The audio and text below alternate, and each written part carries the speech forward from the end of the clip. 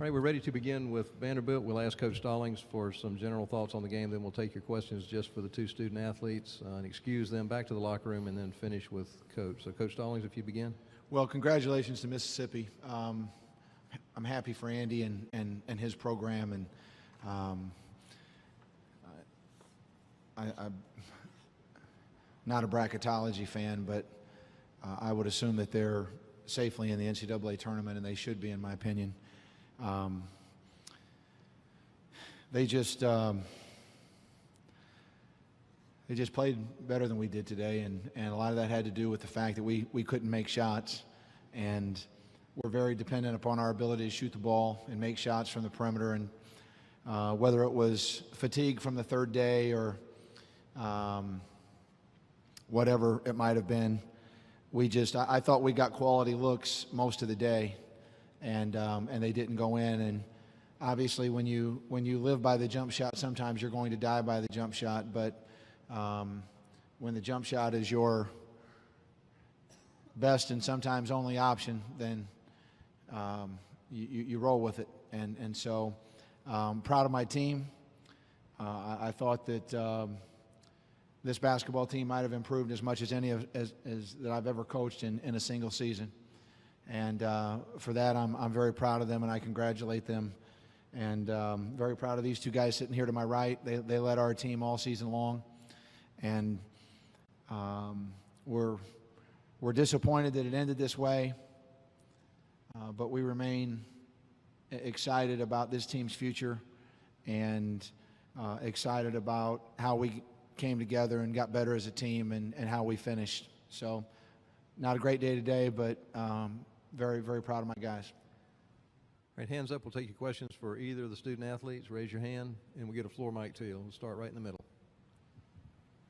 Rod, a tough shooting night after a couple of good games. Talk about what was different today. I don't think there was anything too much that was different. You know, I just wasn't feeling it. And, you know, one miss turned into two, and things kind of got rough for me. But I wouldn't say I felt any different out there. I just couldn't get them to go down. Hands up. Let's go to the right side. For either of you guys, do you think playing that third game in 3 days kind of made you run out of gas down the stretch there? Kedron, would you take that? Well, as a player, I try not to think about it too much, but obviously it does play a factor, and it might have had something to do with us not shooting the ball as well as we're used to shooting it. Hands up. Other questions for either of the student athletes? Hands up. Last call. Anybody? All right, we'll excuse you fellas. You can return to the locker room. Thanks. And we'll continue with Coach Stallings. If you raise your hand, we'll get a floor mic to you. Questions for Coach? Raise your hand. Start in the middle. Coach, the offensive flow was really strong yesterday against Kentucky. How come Ole Miss was able to give you so much trouble, especially on the offensive end? Well, I thought we got quality shots.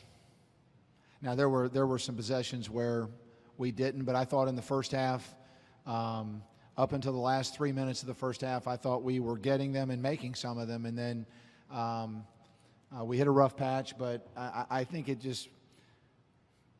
we just miss shots that we normally make. And if we have an average shooting day, then this game might have turned out differently. Now, were there some times that they defended us and affected our shooting? Absolutely, but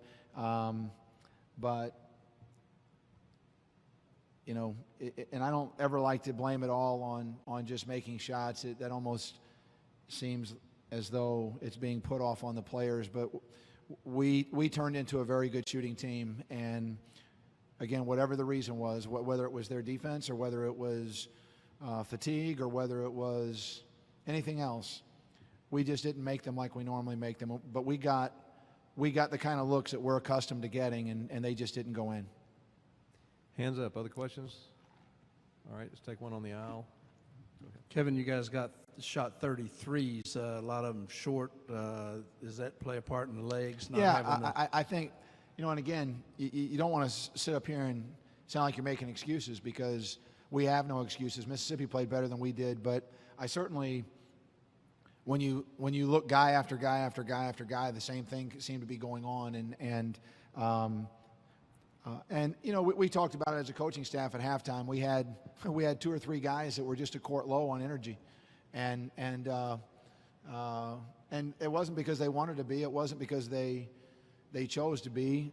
They just didn't have the same kind of pep in their step that they had in days past. And again, whether that was fatigue, whether it was a late night then an early day, I don't know. You know, we've been in this game. I recall one other time we played this third game in 3 days on Saturday, and it was down, I believe it was down in Atlanta against Florida one year, and it was the same exact thing. We went into halftime, and I want to say maybe they were even the 1 seed that year. Don't hold me to that. And we went into halftime and we were tied with them. We had won 2 games. We go to halftime and we're tied, and we came out and they boat raced us in the second half, and so I don't know. Maybe it's the second time that I know of that it's happened to us, to where we just seem to sort of run out of steam. But again, you have to give Mississippi credit. They controlled the game. Buckner and Holloway were better inside than we were, and you know, I thought we did a decent job on Henderson, but he has his little spurts, and that causes you problems. And so, again, they deserve to win. They were the better team, and regardless of why we missed shots, they were missed, and they deserve to win, and they deserve to keep playing. All right, hands up. Other questions for Coach Stallings? Raise your hand. Anyone? All right, thank you. All right, I do want to wish Ole Miss the best of luck. I'm like I said, I really mean it. I'm very happy for Andy.